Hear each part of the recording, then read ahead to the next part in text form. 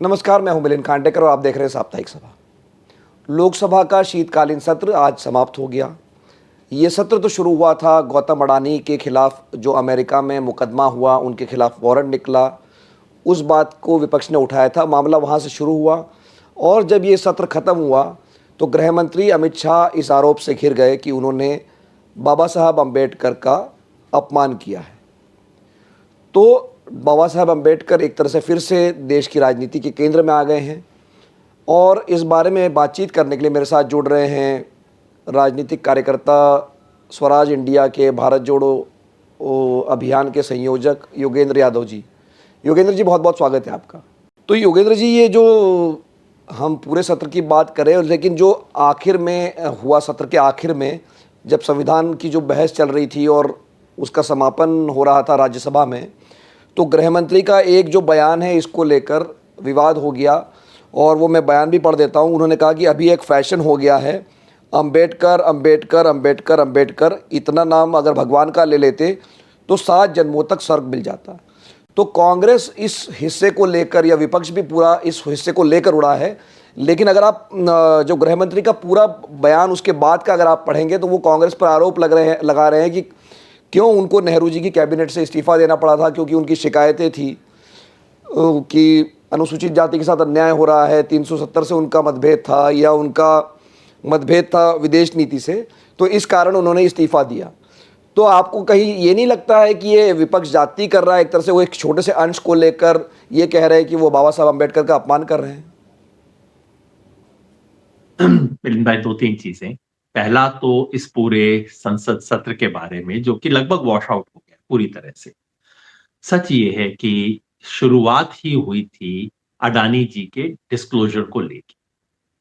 उनके बारे में जो बातें सामने आई, पहली बार बिल्कुल स्पष्ट रूप से रिश्वत का सवाल आया। अब तक अडानी प्रकरण पे मामला ये होता था कि स्टॉक मार्केट सेबी के नियमों का उल्लंघन किया, जो कि सामान्य व्यक्ति को समझ नहीं आता। पहली बार 2000 करोड़ रुपए की घूस का मामला सामने आया। सरकार जिसका सामना करना नहीं चाहती थी और इसलिए ये तो हम पहली बार पहले से सुनते आ रहे हैं, कोई नई बात नहीं है भारत के लोकतंत्र में कि विपक्ष कई बार संसद की, विधानसभा की, असेंबली की प्रोसीडिंग्स को डिसरप्ट करता है। लेकिन सरकार डिसरप्ट करे, सरकार डिसरप्ट करवाए और सरकार ये सुनिश्चित करवाए कि संसद न चले, ये पहली बार चलन चल रहा है और ये बहुत ही खतरनाक चलन है। विपक्ष ने खूब हंगामा किया, लेकिन ये पहली बार नहीं है कि विपक्ष ने हंगामा किया भारत के इतिहास में। लेकिन सत्ता पक्ष जानबूझ के 0 आवर में ऐसी बातें कहलवाए जिससे हंगामा होगा, और जैसे ही हंगामा होता शुरू होता है, लोकसभा स्पीकर कहते हैं नहीं नहीं नहीं, बस सत्र स्थगित, मतलब बात ना हो। तो ले देकर कहीं ना कहीं ये समझ थी कि संसद में चर्चा की आवश्यकता नहीं है, संसद में जितना कम समय लगे उतना ही अच्छा है। ये मन लगभग सरकार ने बना लिया है, जो बहुत दुख की बात है। दूसरा, गृह मंत्री जी का बयान, इसमें तो कोई शक नहीं है कि वो जो 12 सेकंड हैं, वो बहुत ही अशोभनीय है। बाबा साहब के बारे में जो बात उन्होंने कही, ये उनका कहना बिल्कुल सही है कि 12 सेकंड से पहले का भी देखिए, बाद का भी देखिए, ये किसी का भी अधिकार होना चाहिए। आप मैं भी बोलते हैं, कोई हमारी बात में से केवल 10 सेकंड निकाल ले तो पर ठीक नहीं है, ये बिल्कुल अधिकार होना चाहिए। मगर इसमें कोई संदेह नहीं हो सकता कि वहां पे जो उन्होंने कहा वो अशोभनीय है। अब इसका शराफत का रास्ता क्या होता है? शराफत का रास्ता होता है, साहब जुबान फिसल गई थी, माफ करना। ये 12 सेकंड में मैंने कुछ गलत बात कह दी थी, लेकिन इससे पहले बाद में मैंने ऐसा कुछ नहीं कहा। मेरी नीयत खराब नहीं। सामान्य व्यक्ति आप और मैं ऐसी गलती करेंगे तो हम माफी मांगेंगे, आगे बढ़ेंगे। लेकिन गृह मंत्री हैं, सत्ता का अहंकार है, माफी मांग नहीं सकते, तो फिर उसके बाद सारा बड़ा प्रपंच होता है। मैंने परसों शाम को ही कहा था कि देखना कल कुछ होगा, यानी कि जो अब बीता हुआ कल, परसों मैंने कहा था कि आने वाले कल में कुछ होगा, कुछ ऐसी घटना होगी जिससे कि हम सबका ध्यान गृह मंत्री के बयान से हट जाए। और कुछ हुआ। मैं नहीं कह रहा कि किसी ने षड्यंत्र किया, लेकिन ले दे के ऐसा लगता है ना कि ये तो होना ही था। तो अब दूसरी चीज जो होनी ही थी वो ये कि हर चीज में नेहरू को तो आना ही होता है अब इस देश में, कि मैंने कुछ गलती कर दी तो मैं क्या करूं? अगर माफी नहीं मांगना चाहता तो आप पे आरोप लगाऊंगा कि तुमने भी की थी पहले, तुमने नहीं तो तुम्हारे पिताजी ने की थी, तुम्हारे दादाजी ने की थी, और मैं कुछ ना कुछ ऐसी घटना करूंगा जिससे आप मेरा ध्यान हट जाए इस पे। यही चीज हम देख रहे हैं। रही बात भगवान वाली, जब ये मैंने पहली बार बयान सुना तो मुझे मेरे मन में कई छवियां आई। आप भी देश में घूमते हैं, मैं भी देश में घूमता हूं। मैं उत्तर प्रदेश के गांव में घूम रहा था, और वहां बिल्कुल एक ऐसा घर में गए जहां कोई खास शिक्षा नहीं थी, राजनीतिक चेतना ज्यादा नहीं थी। वहां दीवार पे 3 तस्वीर लगी। एक गौतम बुद्ध की, दूसरी महात्मा रविदास की, रविदासी समाज के लोग थे, और तीसरी उनके साथ ही बाबा साहेब अम्बेडकर की। मैंने किसी नेता की छवि इस देश में भगवान तुल्य लोगों के साथ लगी हुई नहीं देखी जो कि बाबा साहेब की लगी हुई देखी। और उस दिन मेरी आंखों में आंसू आ गए कि देखो, ये होता है नेता होना। तो ये जो कहते हैं ऐसा लेते तो भगवान का नाम अगर ले लेते, मैं काश अमित शाह उन तस्वीरों को देख पाते, काश वो समझ पाते बाबा साहेब की इस वक्त इस देश के बहुत बड़े वर्ग में क्या एक छवि है। खैर, इन सबको छोड़ दीजिए। अब जो प्रोपेगेंडा शुरू हो रहा है, क्योंकि दिक्कत ये है मिलिंद भाई कि इस देश का जितना भी मेन स्ट्रीम मीडिया है, जितनी भी बड़ी बड़ी टीवी चैनल है, ये इनकी जेब में है। गोदी में गोदी कह लीजिए, जेब कह लीजिए, दलाल कह लीजिए, जो भाषा आप इस्तेमाल करना चाहें। तो सारा अब प्रचार वो चला रखा है कि नहीं नहीं, बाबा साहब के साथ ये हुआ वो हुआ। पहली बात, बाबा साहब ने इस्तीफा क्यों दिया? ये कोई छुपी हुई बात नहीं है कि बाबा साहब ने नेहरू की कैबिनेट से इस्तीफा क्यों दिया। उस वक्त सबसे बड़ा सवाल था हिंदू कोड बिल का। बाबा साहब चाहते थे कि हिंदुओं का जो पारिवारिक संविधान है, जिसको हिंदू फैमिली लॉ कहा जाता है, हिंदू कोड बिल कहा जाता है, उसमें वो चाहते थे बहुत बुनियादी बदलाव किए जाए, क्योंकि बाबा साहब के मन में था, और वो साफ साफ कहा करते थे कि हिंदू समाज की जो रीतियां हैं, हिंदू धार्मिक रीतियां जो हैं, ये इस देश की सारी समस्याओं की और अन्याय की जड़ में। तो बाबा साहब चाहते थे कि हिंदू कोड बिल में बहुत बड़े बदलाव किए जाए, जो कि कांग्रेस के अंदर भी जो अपेक्षाकृत कंजर्वेटिव कह लीजिए, वो लोग जो कि आज बीजेपी की मानसिकता के, ऐसे लोग उस जमाने में कांग्रेस में हुआ करते थे, वो लोग कहते थे ना ना ना, इतना चेंज मत करो हिंदू समाज के अंदर, हिंदू कानून पे इतना परिवर्तन ना कर। मतलब लब्बो लुआब क्या, बाबा साहेब का नेहरू से डिसएग्रीमेंट ये नहीं था कि तुम हिंदू कानून से छेड़छाड़ क्यों कर रहे हो। उनका डिसएग्रीमेंट ये था कि तुम इतना कम क्यों कर रहे हो, बहुत ज्यादा करना चाहिए। मैं चाहता हूं कि बीजेपी वाले खड़े होकर संसद में कहें कि बाबा साहब उस वक्त जो हिंदू कोड बिल में करना चाहते थे, हम उसके पक्ष में हैं। इतना ही बाबा साहब से प्यार आ गया है, बीजेपी ये क्यों नहीं कहती कि उस समय बाबा साहब हिंदू कोड बिल में जो चेंजेस करना चाहते थे, वो आज हम करके दिखाएंगे, पता लग जाएगा। ये सब बाकी कहने बहाने हैं, जिस तरह के बहाने बनाए जा रहे हैं, बातें की जा रही हैं। और जो संसद में जो कुछ कल हुआ, मास वेपन्स ऑफ डिस्ट्रक्शन पे खेल कि देश का ध्यान बांटने के लिए क्या कुछ बड़े पैमाने पे चीजें की जा सकती हैं। आप ही देखिए क्या कुछ हो रहा है। कहा जा रहा है कि राहुल गांधी ने एक वरिष्ठ बीजेपी के नेता को धक्का दिया, बेचारे गिर गए और उनको चोट आई। अब ये किसी छुपी हुई अंधेरी गली में तो रात 12 बजे हो नहीं रहा, दिन दहाड़े हो रहा है, संसद के प्रांगण में हो रहा है, जहां चप्पे चप्पे पे सीसीटीवी कैमरा लगे हुए हैं। तो क्यों नहीं सरकार सीसीटीवी कैमरा की फुटेज रिलीज कर देती, साफ दिख जाएगा कि भाई राहुल गांधी कर रहे हैं। कोई राहुल गांधी ऐसा हो कि भाई जो व्यक्ति राहुल गांधी को मिला है, वो विश्वास नहीं करेगा कि राहुल गांधी कभी किसी को धक्का मार जी। सकता है। मैंने तो देखा है कि लोगों को धक्के लगे तो राहुल गांधी इतने विचलित हो जाते थे, यात्रा के अंदर पुलिस वाले धक्के लगा देते थे, राहुल गांधी बहुत विचलित हो जाते थे। तो चलिए, पर मेरे कहने का क्या फर्क पड़ता है, आप सीसीटीवी फुटेज निकालिए, और अगर राहुल गांधी धक्का दे रहे हैं, बिल्कुल जी। पूरे देश को दिखाइए कि आदमी क्या धक्का दे रहा है। और अगर संसद में हुई घटना के बारे में आप सीसीटीवी फुटेज नहीं है आपके पास, संसद के प्रांगण में सांसद के साथ धक्का हुआ, धक्का नहीं, कल को गोली मार सकता था कोई, आपके पास उसकी फुटेज नहीं है, तो गृह मंत्री को यूं ही इस्तीफा दे देना चाहिए। आप संसद के प्रांगण में अगर सुरक्षा नहीं कर सकते सांसदों की, तो आप करने क्या आए? और अगर फुटेज है और दिखा नहीं रहे, तो भी इस्तीफा दे देना चाहिए। ये क्यों नाटक देश के सामने? ये तो योगेंद्र जी, हम बाबा साहब पर के मुद्दे पर लौटते हैं।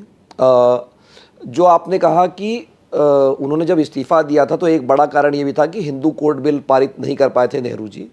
और एक और बात है कि मतलब ये बात सही है, ये ऑन रिकॉर्ड है कि उनके नेहरू जी से मतभेद थे, लेकिन ये बात कहीं ना कहीं हाईलाइट नहीं हुई है कि उनके आरएसएस या हिंदू महासभा या उस समय का जो भारतीय जनता पार्टी का स्वरूप था जनसंघ, उससे भी उनके मतभेद थे। और यही एक कारण था जब उन्होंने बाद में, बल्कि हिंदू धर्म से भी उनको इतनी शिकायत थी कि उन्होंने बाद में हिंदू धर्म का त्याग करके बौद्ध धर्म अपना लिया था।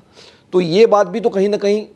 जी जी, बिल्कुल। देखिए, ईमानदारी की बात ये है कि सन 50 के दशक में इस देश की तमाम राजनीतिक शक्तियां जो थी, कांग्रेस, उस जमाने की कम्युनिस्ट पार्टी, उस जमाने की सोशलिस्ट पार्टी, उस जमाने की जनसंघ, किसी ने भी बाबा साहेब के साथ न्याय नहीं किया, है ना?